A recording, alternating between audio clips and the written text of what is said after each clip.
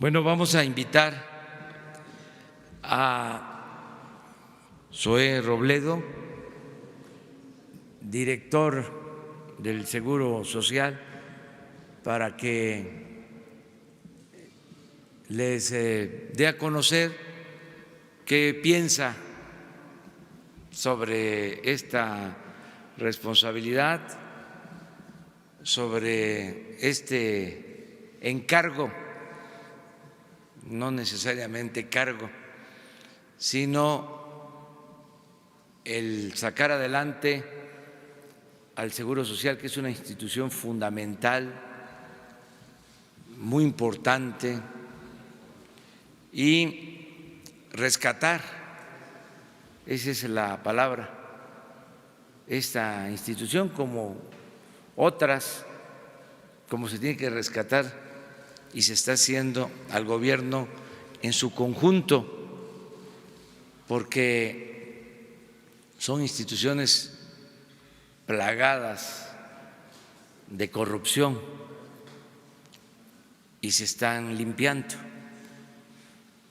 Entonces, los que quieren mantener el sistema de corrupción, el régimen de corrupción, pues no les gusta el que se actúe con honestidad, les molesta mucho la austeridad republicana y alegan, no solo en este caso, sino en otros, de que se va a afectar el servicio, en este caso de que no van a haber medicamentos, cuando no es así, al contrario, si se acaba con la corrupción, si hay austeridad, va a haber un mejor servicio y no van a faltar los medicamentos, porque la corrupción es lo que más daña. Nada ha dañado más a México que la corrupción. Es un cáncer, hablando en términos médicos, y tenemos que acabar con la corrupción. Entonces hay resistencias, como es lógico, pero como lo hemos dicho en otras ocasiones y lo repito, no nos vamos a detener. Nada más para que se tenga una idea, el año pasado el seguro compró alrededor de 40,000 millones de pesos en medicamentos. 40,000 millones de pesos. Y faltan medicamentos. Es inexplicable. El ISSSTE, 15,000 millones de pesos en medicamentos. Nada más el seguro y el ISSSTE, 55,000 millones de pesos de medicamentos. Hacían su agosto unas cuantas empresas proveedoras de medicamentos. Entonces, todo esto se tiene que terminar y si se necesita, vamos a hacer licitaciones internacionales. Ya tenemos un convenio con la ONU para la transparencia. No vamos a detenernos para limpiar de corrupción el gobierno. Entonces, vamos a pedirle a Zoé que nos dé a conocer qué está pensando, cómo va a conducir, a dirigir el seguro en términos muy generales, para que los ciudadanos sepan que tenemos certeza y que hay un servidor público eficiente, honesto, que se va a hacer cargo del Seguro Social. Todo esto porque le apuestan mucho nuestros adversarios a la incertidumbre, a crear desconfianza, al rumor. Entonces, lo mejor es la información. Entonces, le pedimos a Zoé que tome la palabra.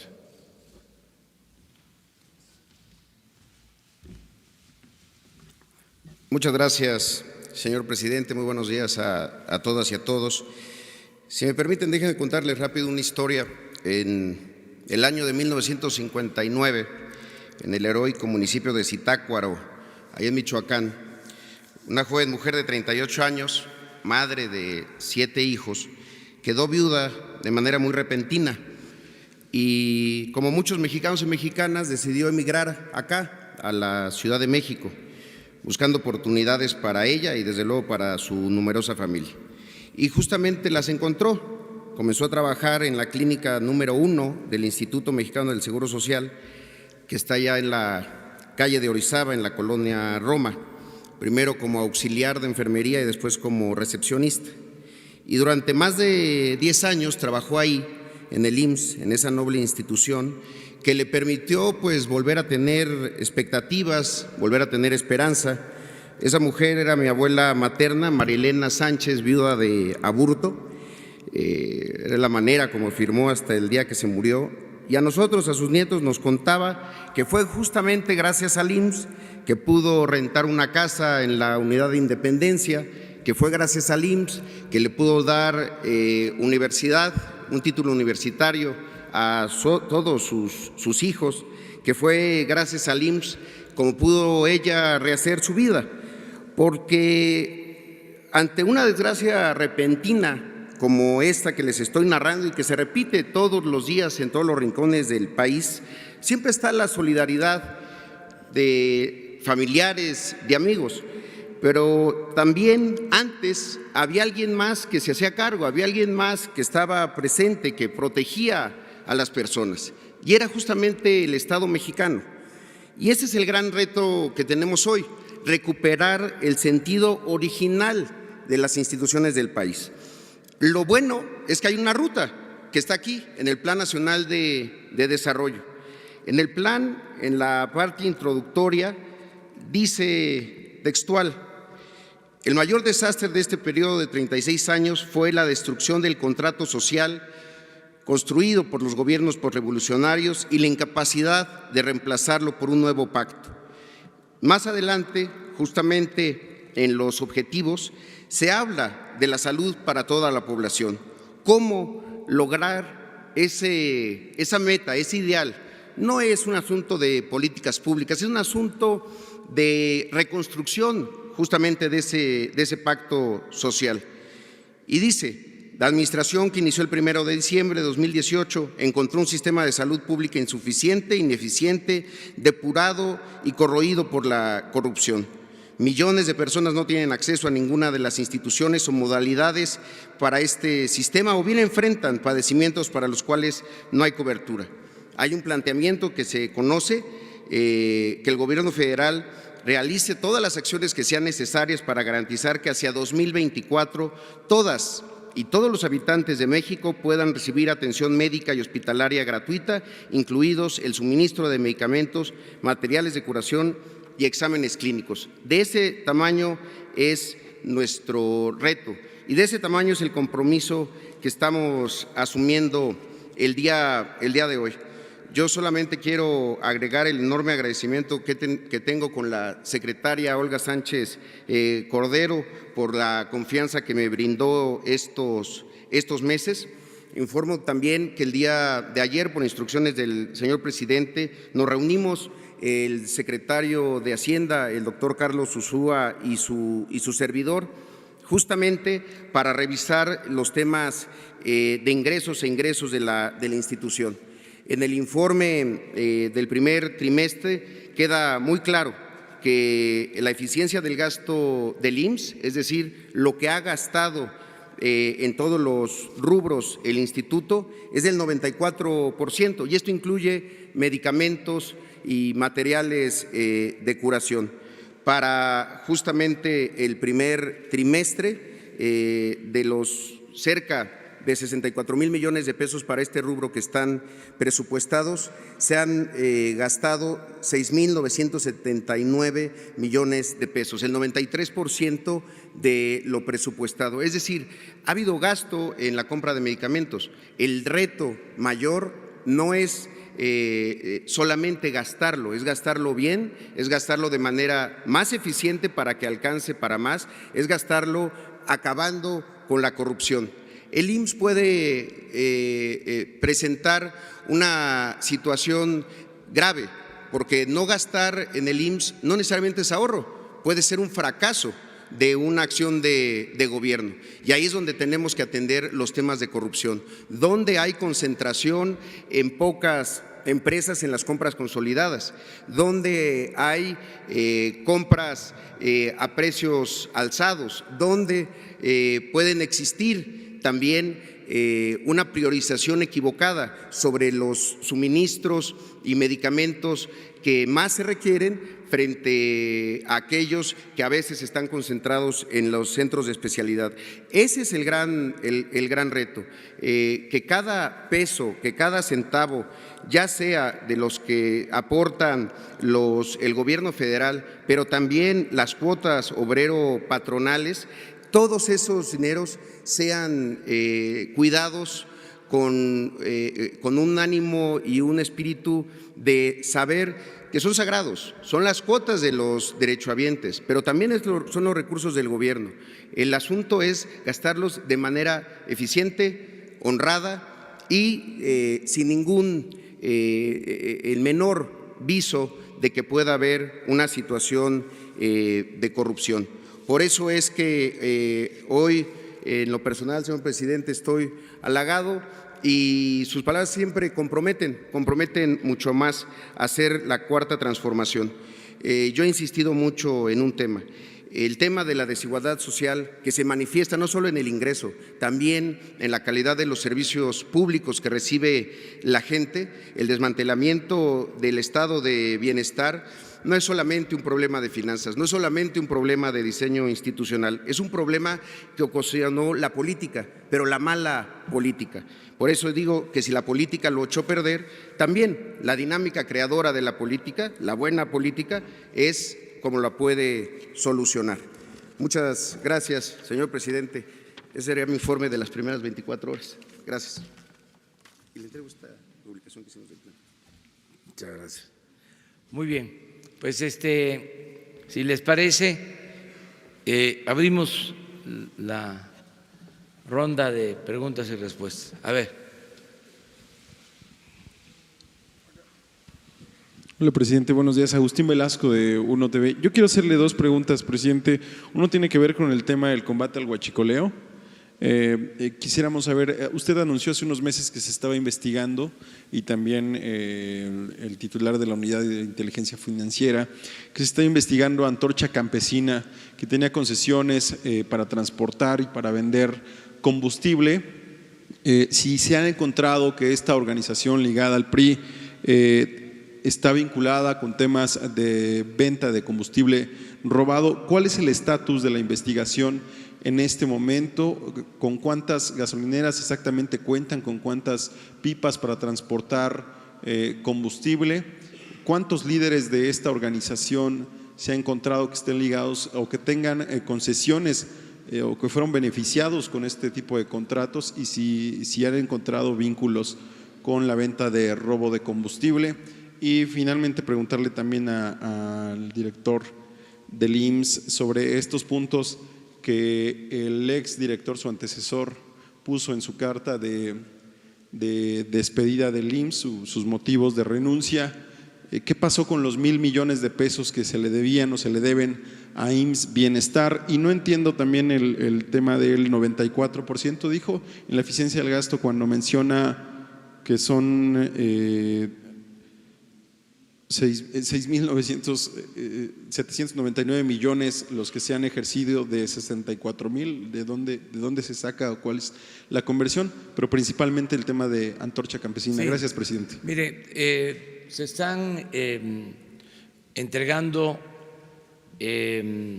informes para que la Fiscalía General haga las investigaciones correspondientes en todos los casos. Todo lo que llega a la Secretaría de Hacienda, a esta oficina de investigación financiera, todo se está convirtiendo en denuncia y se presenta a la Fiscalía General. En el caso de robo de combustible, lavado de dinero, corrupción, todo se está entregando.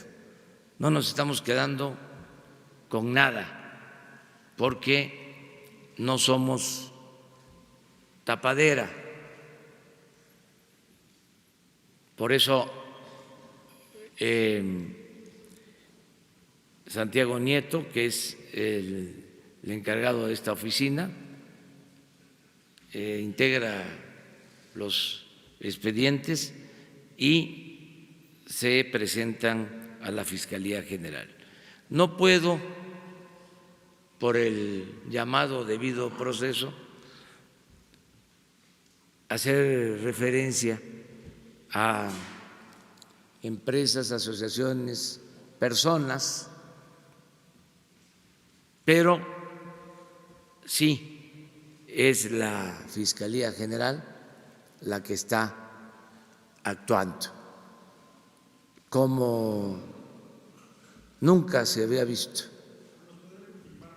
Si es que hay una investigación abierta con esta organización. Está abierta la investigación en todo lo relacionado con el robo de combustible y son varias personas físicas y morales, como se dice en lo fiscal, las involucradas.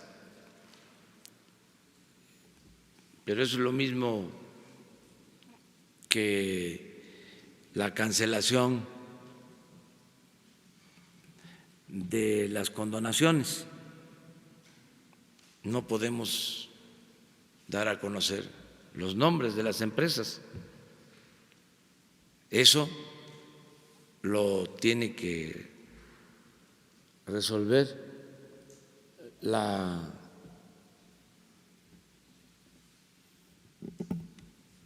Oficina de la Transparencia, el Instituto de la Transparencia. Aprovecho para comentarles, ya que estamos en estos temas, que ya cumplimos, ayer se venció el plazo para entregar toda la información de periodistas que recibían apoyos del gobierno por servicios prestados, por la información que difundían. Ya entregamos toda la información al Instituto de Transparencia. Lo mismo, no vamos a dar a conocer nombres. Eso corresponde al Instituto de Transparencia. Acerca de lo del seguro, Zoe. Muchas gracias. Y agradezco la pregunta porque motiva una aclaración, no es un error de un cálculo matemático. A ver, primero, ¿de dónde vienen los ingresos del IMSS? Tiene tres fuentes. Uno son las cuotas obreras patronales, corresponde más o menos al 72% de los ingresos totales. Luego las aportaciones del gobierno, que es cerca de 22%, y luego un rubro llamado ingresos financieros de las reservas financieras que se ponen en el mercado bursátil, esos son 6%. Esos son los ingresos. Ahora, respecto a los egresos, y ahí es la aclaración, el presupuesto del IMSS para el tema de materiales y suministros, donde viene el asunto de las medicinas, para todo el año es de 64,000 millones de pesos. Para el primer trimestre, el presupuesto fue de 7,479. El presupuesto no lo he ejercido. De esos 7,479 se ejercieron 6,979. Si usted hace esa división de 6,979 entre 7,479 y la multiplica por 100, le da 93.3%. Ojalá sí haya sido aclarado. No es, los 6,000 millones no son el 93% del total presupuestado de 64,000, más o menos son como, eso es el 10%, pero es una cifra totalmente irrelevante. El IMSS dice, el primer trimestre me voy a gastar 7,400 millones. El primer trimestre se gastó 6,900. ¿Cuánto es eso en términos de eficiencia para compra de suministros? 93%. Esa es la eficiencia del primer trimestre. Desde luego, pues vendrán el segundo trimestre en junio y así sucesivamente, y ahí es donde se tiene que lograr no solamente una eficiencia similar o superior, sino poner también la otra parte. ¿Cuántas medicinas en comparación con 2018 se compraron? ¿A qué precio? Y lograr eso que sí se puede hacer, y ha sido evidente, hacer más con menos. ¿Cómo? Cortando el asunto de la corrupción, evitando contratos que son desventajosos para el gobierno federal, y en este caso para el instituto, y lograr realmente ordenar las cosas. Mucho de este gasto, aprovecho nada más para señalarlo, no solo para la parte de suministros, también para contrataciones o para obra pública, se ejercen los estados. De ahí la importancia de fortalecer en los estados el control del gasto de compras, obras y contrataciones. Gracias. De los 1,000 millones de pesos para IMSS Bienestar, ¿qué pasó con esos 1,000 millones de pesos? Porque decía Germán Martínez que no se les habían entregado. No, el asunto del IMSS Bienestar, que está justamente en operaciones ajenas, también expresan un porcentaje de avance para el primer trimestre. Como lo saben ustedes, IMSS Bienestar, antes IMSS Coplamar, que por cierto estará por cumplir en estos días 40 años de creado ese programa, atiende las clínicas rurales, es un número mucho mayor que las que atiende el propio instituto. Es una revisión que se tiene que hacer justamente para revisar si la eficiencia del gasto de la parte central es equivalente en IMSS Bienestar. Ahí quisiera señalar algo que es muy importante, porque mientras ahorita nosotros hablamos, pues hay gente haciendo fila, sacando ficha. Es la cosa que hay que recuperar y rescatar. Pero también el día de hoy, más o menos va a haber 490,000 consultas. Hoy en clínicas, hospitales del IMSS van a haber 1,244 partos. Eso también hay que cubrirlo, que no debe de dejar de ocurrir. No es una expresión esta que hago de una situación correcta en los servicios, hay que mejorarlos muchísimo, pero también lo que se está haciendo hay que lograr que se siga haciendo. Es el seguro, no del gobierno, es el seguro de la nación. Por eso es tan importante hacer esa revisión de manera muy acuiciosa. Gracias.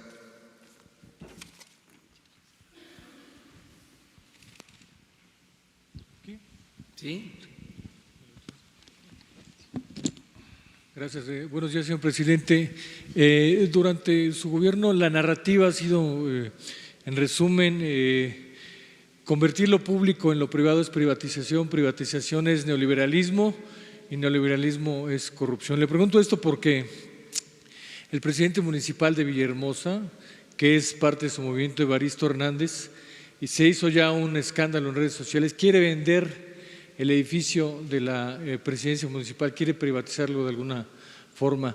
¿Para qué? Para construir algo así como los que se quería hacer en el aeropuerto de la Ciudad de México, en el actual aeropuerto, un complejo de edificios, una plaza comercial, y cambiaría la visión de la plaza de la Revolución Calle, que ha sido emblemática para su movimiento. Quiere llevarse la presidencia municipal, imagínense, a 14.5 kilómetros del centro, a la zona del aeropuerto donde no hay transporte ordinario. Y se lo va a llevar a un lugar donde le regalan unos terrenos, una empresa que se llama Alto Sano, ligada a Roberto Madrazo, se le atribuyen ligas a Roberto Madrazo. Le regala 68 hectáreas, dice uno, ¿a cuenta de qué alguien regala 68 hectáreas? Lo que dicen es que la empresa pretende que el municipio urbanice toda aquella zona de los servicios, porque además tiene una zona de viviendas donde incluso hay club de golf. ¿Qué le parece que un agente de su movimiento esté con un proyecto de privatización en este sentido y en una zona tan relevante para usted que es su tierra? Gracias, presidente. Bueno, es una opinión nada más, porque se trata de un asunto de soberanía del Estado, en este caso del municipio, que es libre de acuerdo a la Constitución, al artículo 115. Mi opinión es que ya no debe de haber privatizaciones, que hicieron mucho daño. Si hablamos de política neoliberal y queremos sintetizarlo, resumirlo, decirlo en una palabra, significa privatizar. Neoliberalismo es sinónimo de privatización. Y en el diccionario, privatizar es trasladar lo público a particulares, convertir lo público en privado. Eso es privatizar. Esa política debe de desaparecer por completo, porque fue el parapeto para llevar a cabo en nuestro país el saqueo más grande que se haya consumado en toda la historia. Nunca se había robado tanto, se había saqueado tanto en la historia de México. Ni siquiera en el periodo colonial, que fue un gran saqueo. En estos 36 años es cuando ha habido más saqueo, más robo en toda la historia del país. Se puede demostrar, se puede probar. Entonces, ya no hay que permitir eso. Es una opinión terminar con las privatizaciones. Y yo creo que la gente está consciente de que no se pueden privatizar edificios públicos, no se puede privatizar el agua, no se debe de privatizar el petróleo, no se deben de privatizar los recursos naturales. Entonces, si se está presentando esta situación en Tabasco, en Villahermosa, yo creo que la misma gente, porque hay, como hemos dicho varias veces, mucha conciencia ciudadana, y ahora sí cuenta la fuerza de la opinión pública. Entonces estoy seguro que la gente no aprobaría el que se vendan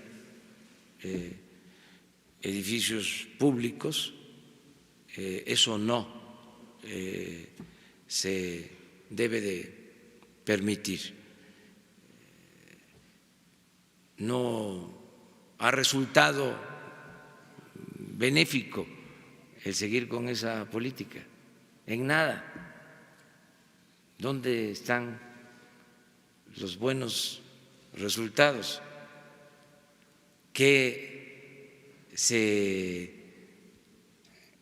ganó con la privatización de los ferrocarriles?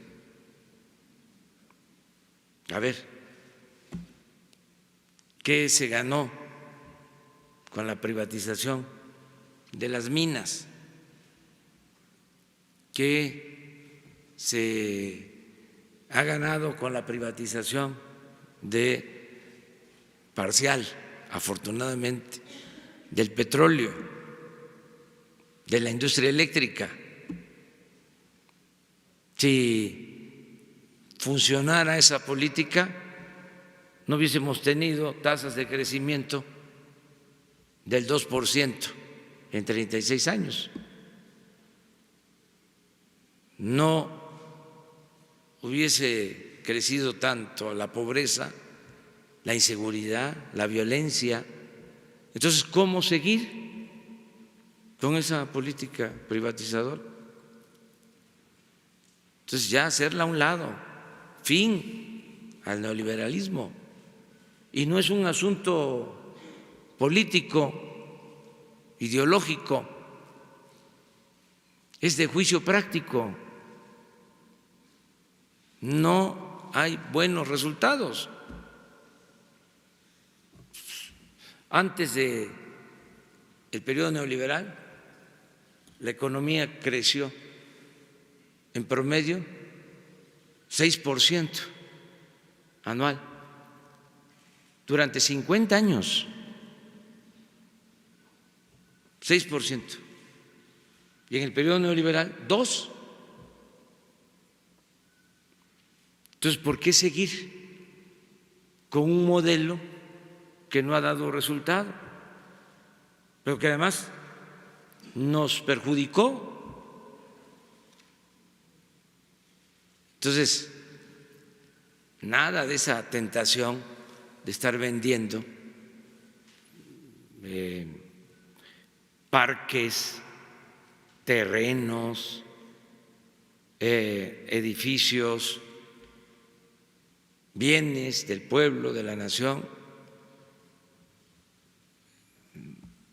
Les pongo un ejemplo reciente. Se cuenta con los terrenos donde estaba la fábrica de armas de la Secretaría de Defensa en Santa Fe, más de 100 hectáreas de lo mejor. Estamos hablando de la zona limítrofe con Santa Fe. Hay en esa zona hasta manantiales que abastecen de agua el bosque de Chapultepec. Ya se había hecho una evaluación, ya había un interés inmobiliario, se iba a vender 12,000 millones de pesos. y se decidió que no. Va a ser la cuarta sección del bosque de Chapultepec. Entonces, todo lo que podamos hacer de esa manera, de ahí la importancia, volvemos a lo mismo, de no permitir la corrupción, y de ahí la importancia de la austeridad, que no es un asunto administrativo, es un asunto de principios. No puede haber un gobierno rico con pueblo pobre. Entonces esto les cuesta trabajo entenderlo, y entiendo que están enojados, molestos, pero va la cuarta transformación, cero corrupción, cero impunidad. Y a los que les preocupa que haya desabasto de medicamentos, ¿qué les podemos decir? Que ya se va a resolver mucho mejor, que ya no va a haber abasto y no va a haber corrupción. ¿Y qué les digo a los que tenían intereses y que vivían al amparo del poder público haciendo negocios? Pues que ya se terminó la corrupción, que aunque se presione y hay amenazas y chantajes, no vamos a ceder. El principal problema de México es la corrupción. Ayer recibí a un empresario sueco de una empresa global que se dedica a la producción de muebles y le decía que además de la importancia de la inversión que van a llevar a cabo en el país, que nos importa que haya inversión, celebrábamos que esta empresa fuese de un país en donde no hay corrupción, porque en los países nórdicos, Suecia, Dinamarca, Noruega, no hay corrupción, cuesta trabajo que entiendan este tema de la corrupción, porque no está en su concepción. Pero ¿cuál es la ventaja? En estos países donde no hay corrupción, no hay pobreza, hay estado de bienestar, la atención médica y los medicamentos son gratuitos, la educación es gratuita, tienen pensiones al llegar a una determinada edad, tienen un estado de bienestar que garantiza la seguridad de los habitantes de estos países, y por lo mismo no hay violencia. Entonces, ¿qué es lo que queremos? Llevar a cabo algo parecido, y no necesitamos importar comportamientos de honestidad de Suecia, de Dinamarca, de Noruega. Tenemos en nuestro país esa virtud, ese valor. Nuestro pueblo es honesto, Hay una gran reserva de valores culturales, morales, espirituales para regenerar a México. Faltaba nada más la decisión de que se acabe con la corrupción, y el mal ejemplo se da arriba, no es abajo. Entonces, por eso vamos a limpiar de corrupción y eso nos va a permitir el renacimiento de nuestro querido México. Ese es el planteamiento. Entonces, es una recomendación en general de que no haya privatizaciones. Gracias, presidente. La segunda pregunta, muy breve, presidente. Me llamó mucho la atención la carta que le envía el expresidente Calderón el 11 de enero para solicitarle protección para él y para su familia. Argumenta que no tiene dinero él para pagar. Y la frase textual que él usa, cito, dice: contrario a lo que se piense, no robé ni me enriquecí. Cierro la cita del expresidente.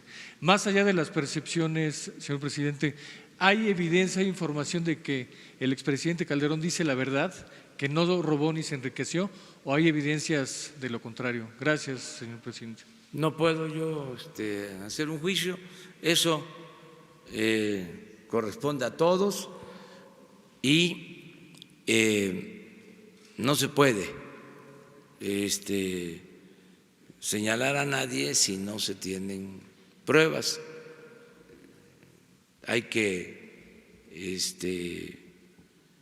indagar sobre esos hechos, pero no nos corresponde a nosotros. En mi caso, yo ya en su momento, cuando fui opositor, hice denuncias hasta formales, presenté denuncias en contra de todos los gobernantes del periodo neoliberal, pero yo ahora tengo otro encargo y pues no puedo hacer juicios, como se dice en la Biblia, juicios temerarios. Entonces, ¿nos quedamos con el juicio de la opinión pública? Sí, la voz del pueblo, que es la voz de la historia y tampoco puedo hablar de eso.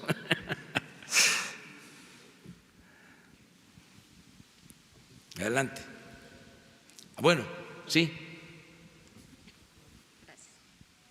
Buenos días, presidente. Usted ha insistido en estos últimos días en que no hay problemas en el abasto de medicamentos.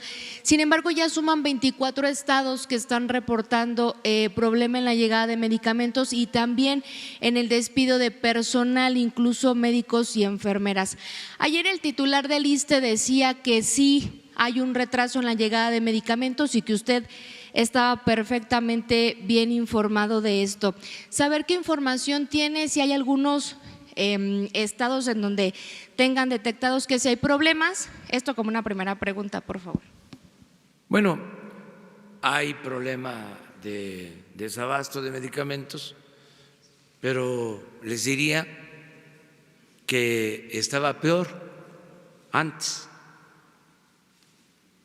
Lo que pasa es que ahora, con este plan de combatir la corrupción en la compra de medicamentos, se está ventilando el asunto. Antes no se decía nada, pero lo cierto es que el llamado seguro popular ni era seguro ni era popular. No hay médicos, no hay medicamentos y estamos trabajando para que haya médicos y haya medicamentos, pero como era un desastre, pero un desbarajuste por completo. Bueno, aquí les he dicho que está peor el sistema de salud que el sistema educativo. Nada más que por cuestiones políticas, ideológicas, todo se cargó hacia la mal llamada reforma educativa. ¿Qué información tiene, presidente, del despido de enfermeras y médicos No que se esto está está despidiendo retrasando? a nadie. A nadie. Es propaganda. Es para afectarnos. Ya ven cómo es el AMPA del periodismo.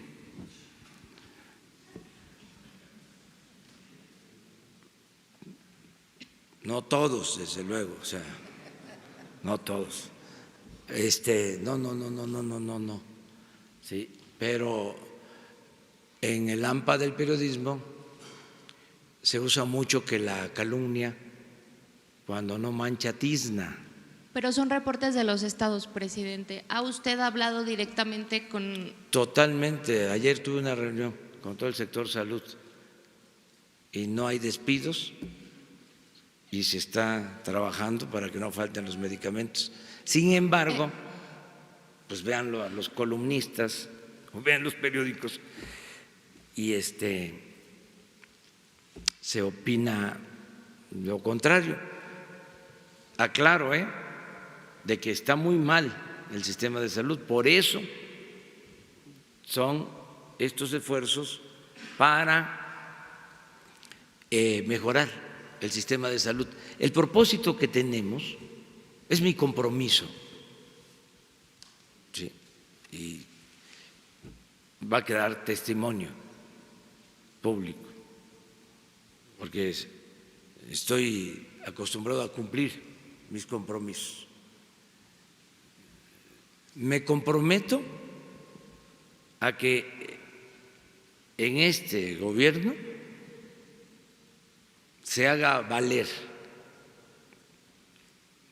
el derecho del pueblo de México a la salud, como se establece en el artículo 4º constitucional. Me comprometo a eso. Lo único que quiero es un poco de tiempo, porque dejaron en ruinas el sistema de salud. Les voy a dar un dato así en general. En el ejercicio del presupuesto del seguro, en el trimestre se ejercieron alrededor de 145,000 millones de pesos. Primer trimestre. ¿Qué significó? Un ejercicio del gasto programado del 92%, 94.5 de lo programado. Ya nada más con ese dato es para decir, a ver, ¿dónde está el subejercicio? Bueno, pero vamos a ver dónde está el subejercicio, qué es lo que está pasando. No es el que no se estén comprando las medicinas o que falten las medicinas, es que se están revisando contratos que se hicieron con empresas de construcción de hospitales que quedaron inconclusos. Como todo esto es muy importante y hacer la vida pública cada vez más pública y transparente, le voy a pedir a Zoé que la semana próxima dé a conocer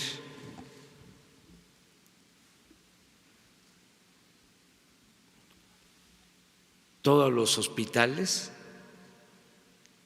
que quedaron inconclusos, las empresas que no cumplieron, el tipo de contrato de obras, la gran corrupción que imperó en el seguro, y así en el ISSSTE, y así en el Seguro Popular, y así en Pemex, y así en la Comisión Federal de Electricidad, y así en el gobierno en su conjunto. Entonces estamos limpiando. Entonces, qué bien que están saliendo todas estas cosas para que se vaya poniendo también al descubierto todo el régimen de corrupción que prevalecía cuando muchos, sobre todo los conservadores, que eran beneficiarios del régimen de corrupción, porque por ejemplo hay asociaciones que tienen que ver con la transparencia y las empresas que apoyan a esas asociaciones no pagaban impuestos. O creaban asociaciones para combatir la corrupción, pero las empresas que financiaban esas asociaciones no pagaban impuestos o les condonaban los impuestos. O sea, había mucha hipocresía en todo esto. Entonces, ahora, qué bien que se está llevando a cabo este debate para que se conozca más, en este caso en particular, lo de los hospitales, que se traiga toda la información, empresas pues amparadas por el gobierno que hacían hospitales para el seguro, también para la Secretaría de Salud. Les pongo un ejemplo. Cuando fui jefe de gobierno en la ciudad, construimos un hospital en Iztapalapa, 150 camas, costó 350 millones de pesos. Ahí está el hospital Belisario Domínguez. Al poco tiempo construyeron un hospital de 150 camas también, 125, pero con el sistema del APP. En Zumpango, ahí está también el hospital. ¿Saben cuánto cobraron por el de Zumpango? 7,000 millones, casi 20 veces más. Bueno, ese sistema se reprodujo en los dos últimos sexenios como nunca. Entonces, ahí hay hospitales del seguro, del ISSSTE. Entonces, qué bien que vamos a poder dar a conocer todo esto. Están ayudando mucho los columnistas. Ayer el que será el próximo titular del Instituto Nacional de la Salud para el Bienestar decía, presidente, que habían acordado en esta reunión que a partir del 1 de julio será ya la federación la que esté entregando los medicamentos, que ya están por concluir todas las compras consolidadas y que a la vez usted pues va a enviar un decreto, a firmar un decreto para que ya formalmente se cree este instituto. Saber cuál es la información sobre este tema. Miren, vamos a a resolver el problema de fondo, fortaleciendo al seguro, al ISSSTE, para la atención de derechohabientes. Estamos hablando de la mitad de la población, un poco menos. Y como el 55% de los mexicanos no tiene seguridad social, no es derechohabiente ni del ISSSTE ni del seguro. Y en general es la gente más humilde, más pobre. Ellos son atendidos por el llamado Seguro Popular. Los centros de salud para atender a la población abierta, población que no tiene seguridad social, los manejan los estados y lo mismo los hospitales. Y el Seguro Social, además de los derechohabientes, tiene 4.300 unidades médicas rurales, que son a las que hizo referencia Zoe, que se crearon hace 40 años. Empezaron como IMSS Coplamar. Yo era en ese entonces delegado de el INI Coplamar. Me tocó a mí iniciar ese programa en Tabasco. Conozco muy bien el funcionamiento de ese programa. Entonces, la gente pobre se atiende en centros de salud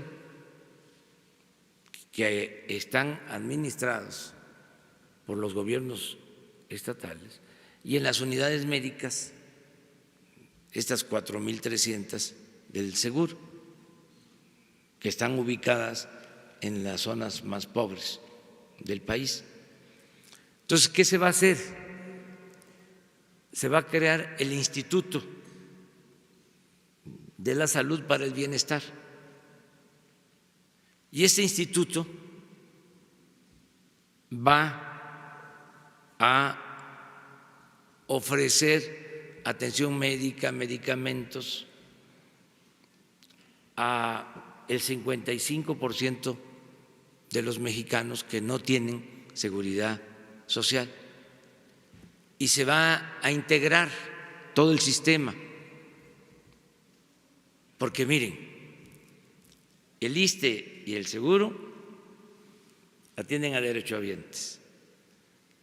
El seguro, como ya lo dije, también tiene una parte para atender a población abierta, las unidades médicas rurales. Los estados tienen los centros de salud y hospitales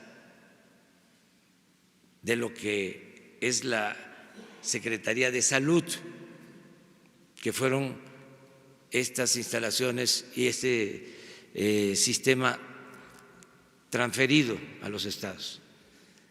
Y la Secretaría de Salud del Gobierno Federal realmente solo atiende 9 hospitales, porque los institutos de salud, cardiología, nutrición, son independientes, son autónomos.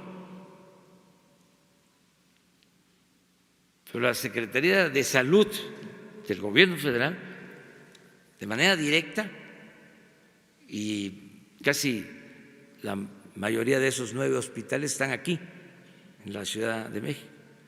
Eso es lo que hace. Entonces, si se dan cuenta, es una gran dispersión. Y al final,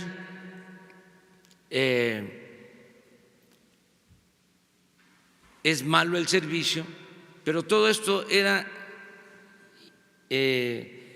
intencionado, porque con lo del Seguro Popular se les transfería recursos a los estados y no en todos los casos, pero sí había desviaciones de los fondos, de los recursos, sobre todo en la compra de medicamentos. No se usaba para la atención médica. A río revuelto, ganancia de corruptos.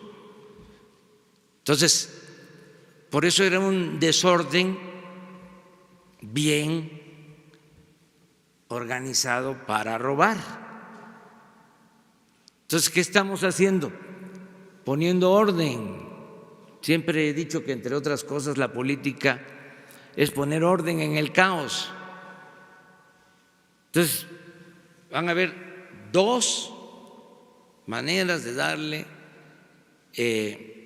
atención médica y garantizar el derecho a la salud al pueblo.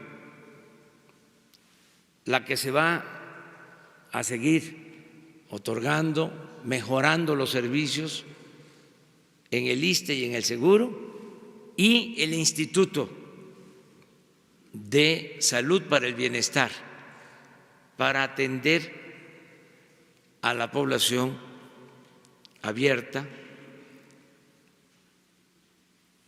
y contemplando la prevención, que es fundamental. Es mejor prevenir que curar. En el caso de las enfermedades que más están afectando, diabetes, obesidad, lo mejor es la prevención. Bueno, primer nivel de atención con centros de salud. Segundo nivel, hospitales. Integrar todo el sistema de salud.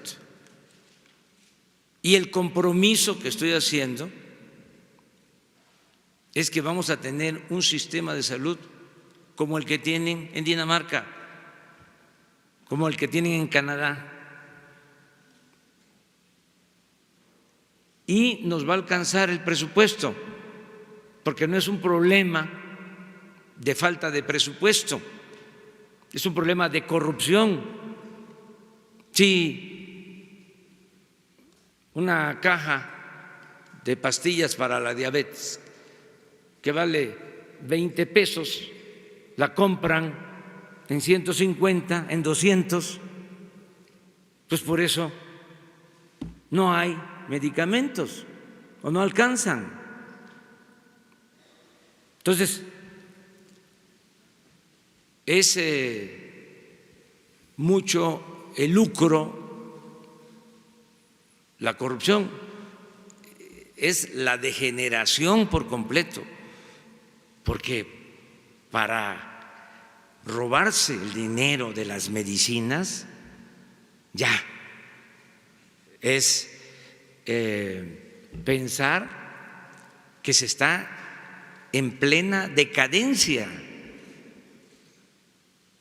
O sea,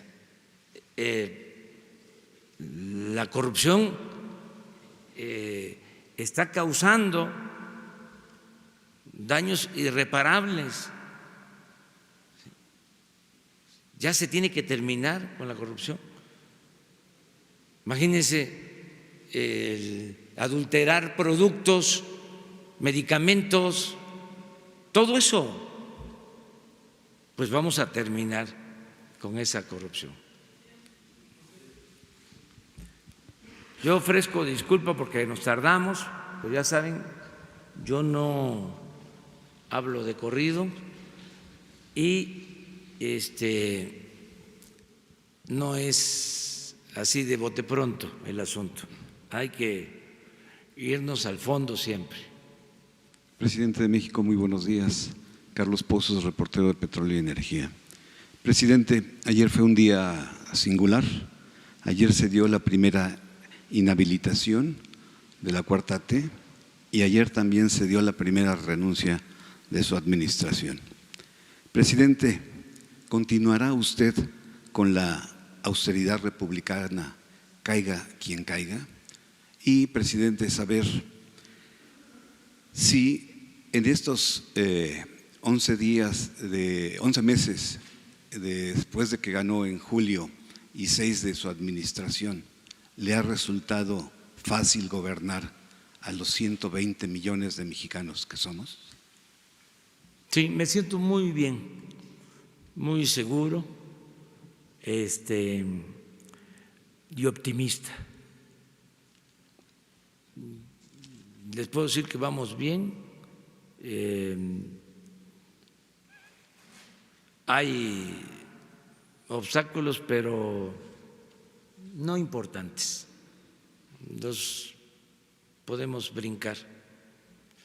Somos especialistas en carrera de obstáculos. Vamos muy bien. Tengo elementos para decir que está bien la economía.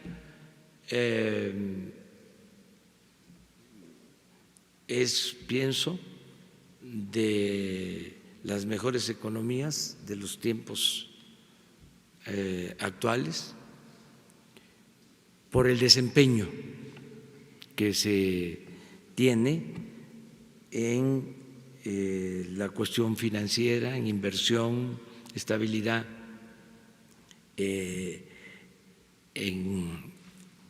el peso, estabilidad en inflación, mucha inversión extranjera. Ayer les decía,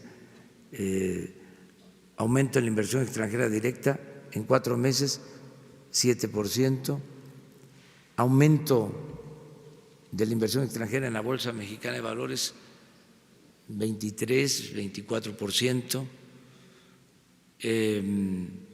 Hay mucha confianza y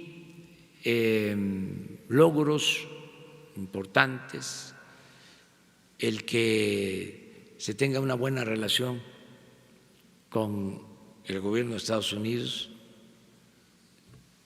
en lo económico, en lo comercial, el que se haya quitado, por ejemplo, el arancel al acero, al aluminio, en plena guerra comercial, no guerra comercial, sino escaramuza comercial,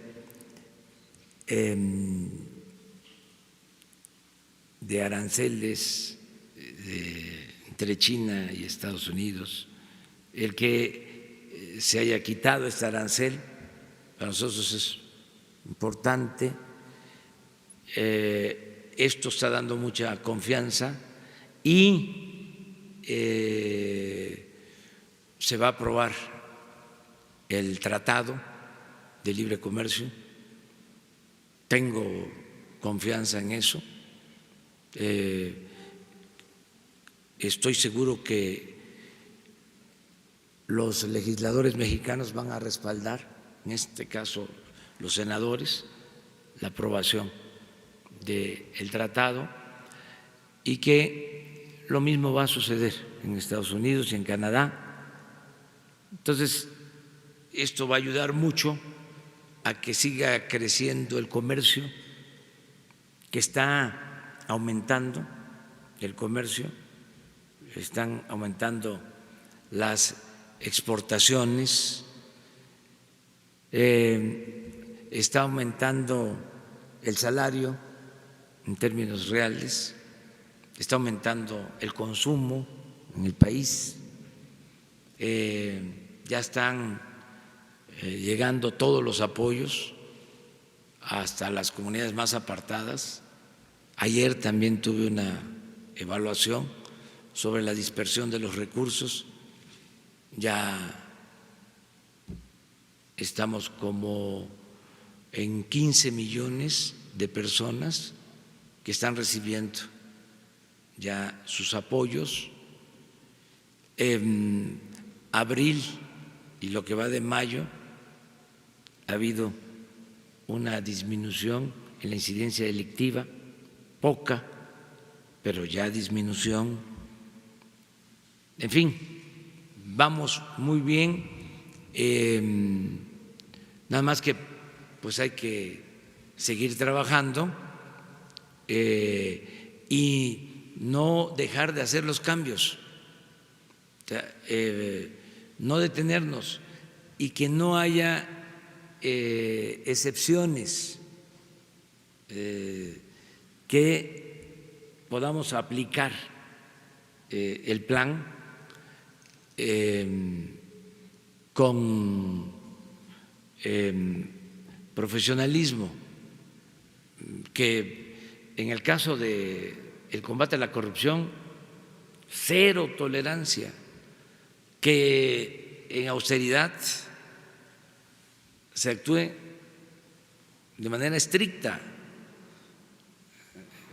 Si ya decidimos que no va a haber gasto de atención médica para funcionarios y cedemos en eso,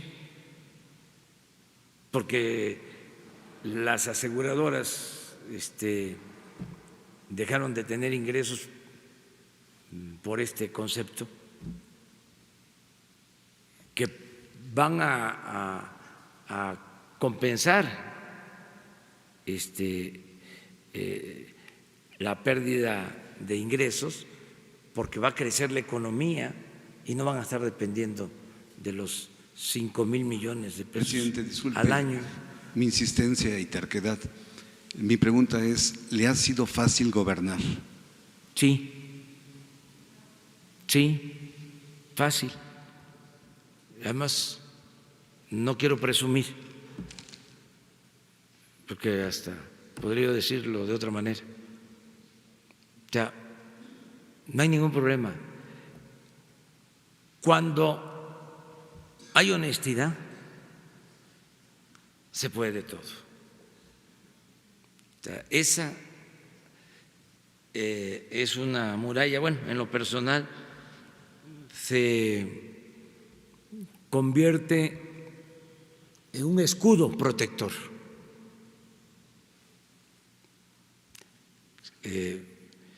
Y se vuelve uno muy fuerte, se tiene autoridad moral y eso permite tener autoridad política. Ese es el secreto. Si aquí ustedes o nuestros adversarios me señalaran, oiga, lo que usted dice no es cierto, porque usted tiene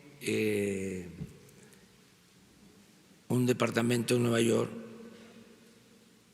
usted se ha hecho rico desde que fue opositor.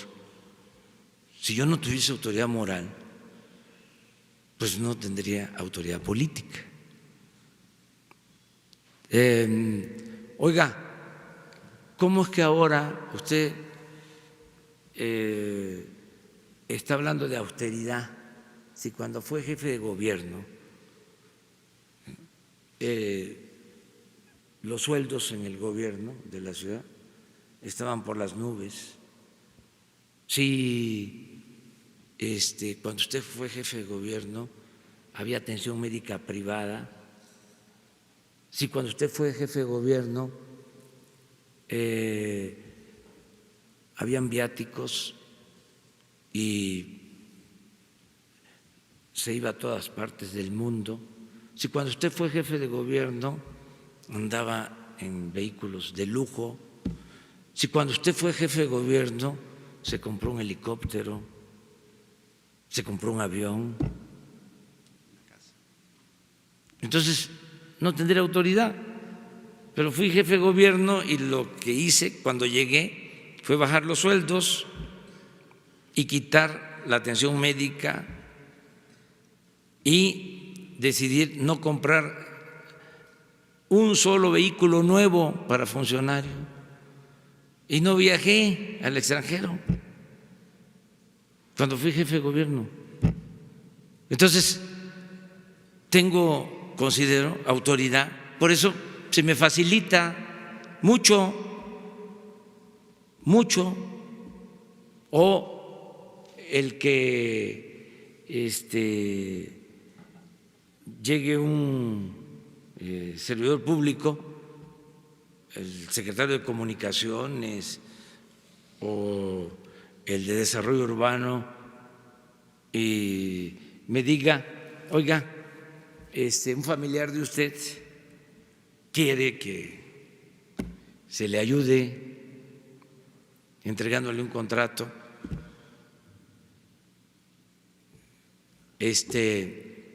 Si me dicen eso, le respondo de inmediato, no tengo familia. ¿Y sabe qué? No los reciba, no reciba a mis hermanos, no reciba a mis hijos. Usted no tiene por qué estar recibiendo a coyotes, a intermediarios, aunque sean de mi familia.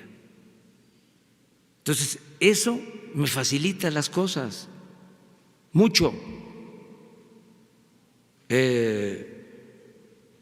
Y además hay otra cosa, es un secreto también, trabajar, levantarse temprano. Los pedacitos de suerte siempre se reparten como a las 5 o 6 de la mañana. Ya el que se levanta más tarde ya no alcanza ni un pedacito. Presidente, mi segunda pregunta es, ¿podría darme el nombre del subsecretario de Gobernación? Mire, quiero aprovechar para agradecerle a la licenciada Olga Sánchez Cordero, primero porque me ha ayudado muchísimo, me ha respaldado, es una secretaría importantísima, con una transformación de ser la Secretaría del autoritarismo. A mí me gustaría que un día, porque todo esto es nuevo y además que la gente se entere,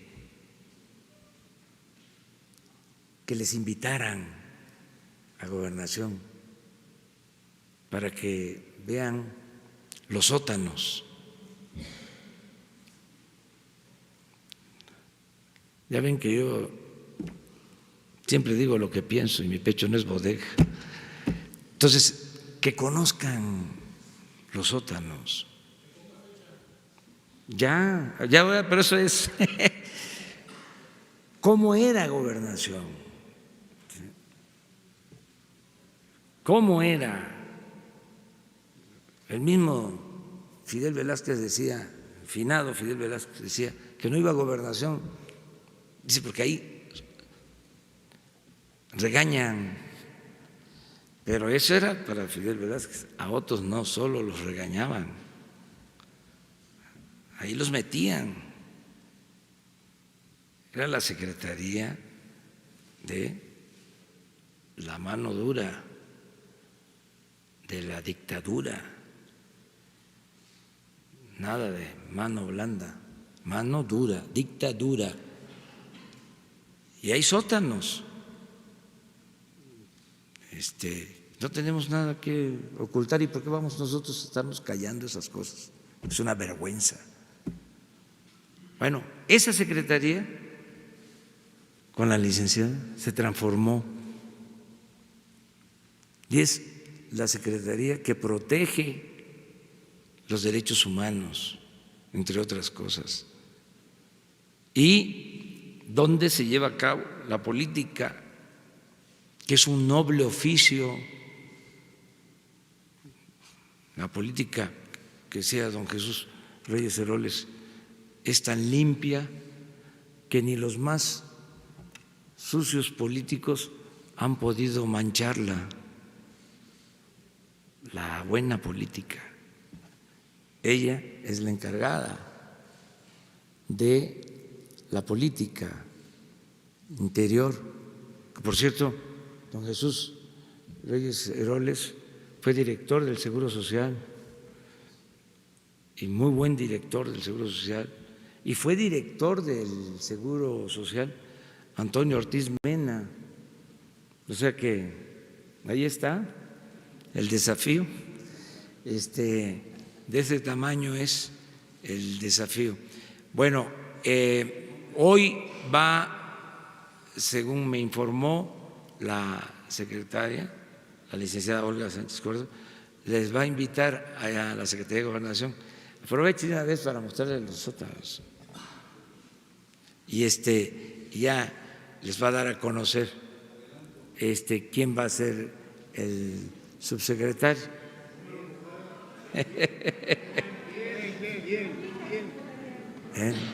Muy bien. Bueno, no, usted decida. ¿Le parece? Ahí los espero en la Secretaría de Gobernación. Sí. Muy bien. Yo me tengo que ir.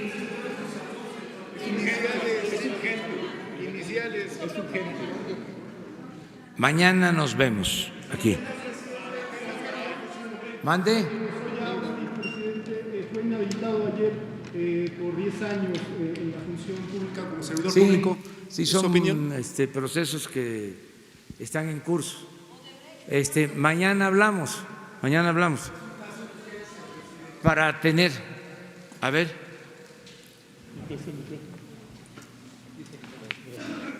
Sí, Ernesto Ledesma de Rompeviento TV. Estuve aquí con usted en diciembre en una conferencia sobre el caso del municipio de Aldama, en el estado de Chiapas. En enero, el 8 de enero, la secretaria Olga Sánchez Cordero y el licenciado Alejandro Encinas dieron atención al seguimiento y aquí en la conferencia de prensa informaron la atención que se le estaba dando a los desplazados y a los casos de agresión y disparos que hay en ese municipio. El pasado 9 de abril, el campamento, la base de operaciones mixtas que estaba destacamentada en el poblado de Cocó, en el municipio de Aldama, después de la intervención del subsecretario Alejandro Encinas, que se había instalado un campamento, una base de operaciones mixta, tuvieron que huir a punta de balazos por parte de los grupos armados del municipio de Chenaló, del poblado de Santa Marta. Huyeron a punta de balazos el campamento de la policía. En estos 4 meses ya llevan 3 heridos. Ayer fue el último en la noche, un joven de 18 años. Hubo disparos todo el día de ayer hasta la noche. No hay autoridad que intervenga ahí. No hay un programa de gobierno de usted que haya llegado a ese municipio, a esas comunidades. La ayuda humanitaria a la que se comprometieron se tradujo en kilos de frijol, kilos de maíz y no está llegando nada más. Está documentado, señor presidente, lo presentamos en un informe, en un reportaje que se llama Aldama, discriminación a cielo abierto. Ahorita hay un clima de zozobra tremendo. No se puede concebir que haya poblados en esa cañada que en estos momentos, uno, no se les indemnizó como usted se comprometió en la conferencia de prensa de diciembre y de enero. No se le indemnizó a nadie las pérdidas de cosecha de café. Ahora no pueden sembrar porque les disparan, no pueden cocinar porque en esos poblados cuando cocinan y sale el humo, disparan, le disparan a los niños, le disparan a los perros. Está documentado audiovisualmente y no hay autoridad alguna que esté interviniendo en ese caso. Es la 4ª vez que vengo a su conferencia después de estos últimos sucesos. Usted no me ha dado la palabra y ahorita tuve que pedirla de una manera que no me gusta. Si no me conceden la palabra, no me gusta estar gritando sin micrófono. Pero es un caso de urgencia. El herido del pasado 11 de abril, lo sacaron del hospital de Tuxtla Gutiérrez porque ya no había nada que hacerle, según las autoridades hospitalarias de Tuxtla. Lo trasladaron a San Cristóbal y en San Cristóbal lo sacaron porque ya no había nada que hacerle. Ese hombre puede mover las piernas, aunque se le ha condenado a ser paralítico. Están solicitando los heridos de este año, de su periodo de gobierno y de Rutilio Escandón, que se les dé una atención adecuada. Están solicitando que se les traslade al Instituto Nacional de Neurología y Neurocirugía aquí en la Ciudad de México. Hay organizaciones de derechos humanos que están gestionando eso y no se les recibe. Simplemente se les sacó de los hospitales y ahorita están en casas, refugiados, sin poderse mover. ¿Qué atención le van a dar usted a un caso como el de Aldama, que inexplicablemente no se resuelve después de tantos meses? Está peor que la última vez que usted me dio la palabra, y ni autoridades estatales ni federales están atendiendo el caso. Muy bien. Sí, Alejandro Encinas te va a seguir atendiendo. Si vas a la Secretaría de Gobernación, con mucho gusto. Ahora mismo Presidente. te va a seguir atendiendo. Y siempre vamos a atender. Siempre. Muy bien, nos vemos. Mande.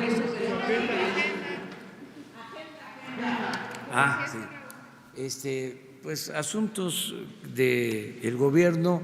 Vamos a ver aeropuerto, el Tren Maya, el programa del Istmo, la conexión de Internet para que haya comunicación en todo el país. Todo eso que no quieren los conservadores. De 11 hasta las 2 voy a tratar estos asuntos. Son los programas prioritarios. Todos los que no les gustan a los conservadores, que no quisieran que hiciéramos nada, que ahora son defensores del medio ambiente, ¿no? Y de la transparencia, y se volvieron honestos y todo eso. Pero ni modo, pues vamos a seguir. Y qué bueno que haya el debate. Básicamente eso, básicamente. Entonces, trabajo, vamos a decir, de gabinete. Mañana vamos a gira, vamos a Zacatecas. Muy bien, Dios. Mañana hablamos de eso. Es lo que ya está difundido, ya informó, creo que la función pública, y si hace falta mañana hablamos más sobre ese tema. ¿Mande?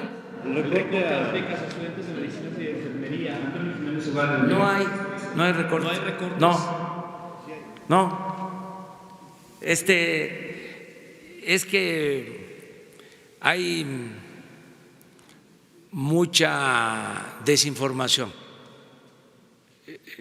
No existe recortes, al contrario. Les vamos a presentar la semana próxima todo el programa de becas. Nunca en la historia de México, nunca en la historia de México, y no digo mentiras, se habían entregado tantas becas como en este gobierno. Tan solo en el tiempo que llevamos, nunca. Y es que es muy sencillo de explicar.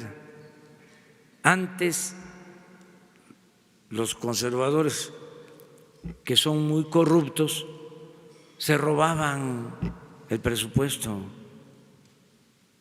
Y ahora el dinero del presupuesto se destina al pueblo,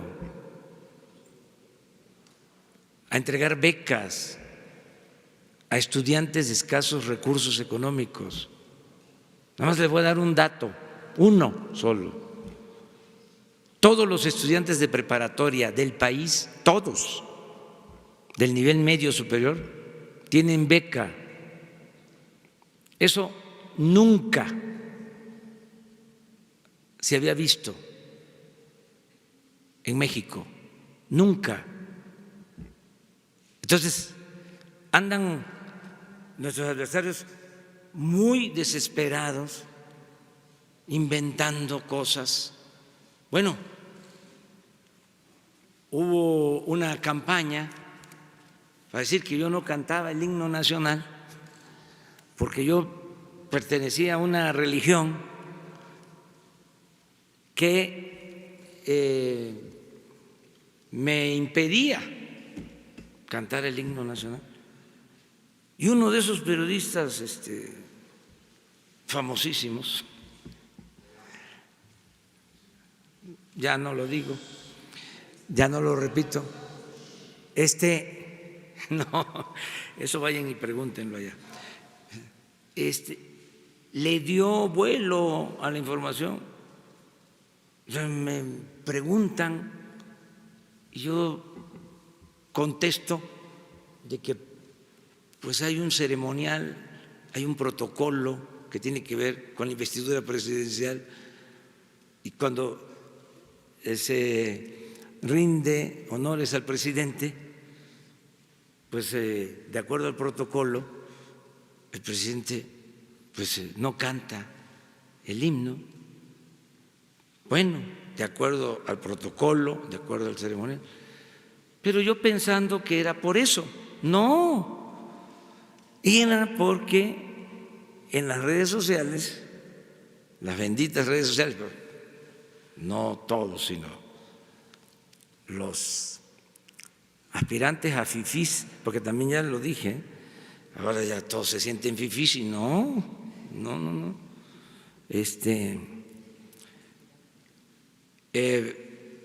Estaban hablando de que mi religión me impedía cantar el himno. O sea, vuelan, pero… Y estamos hablando de los más famosos. Bueno, están muy desesperados, muy nerviosos. Hay que serenarnos todos, ¿sí? Ser tranquilos. Y la verdad, siempre la verdad que nos hará libres, la verdad, no inventar cosas. Muy bien, muchas gracias. ¿Y si el INAI se reserva la información, presidente?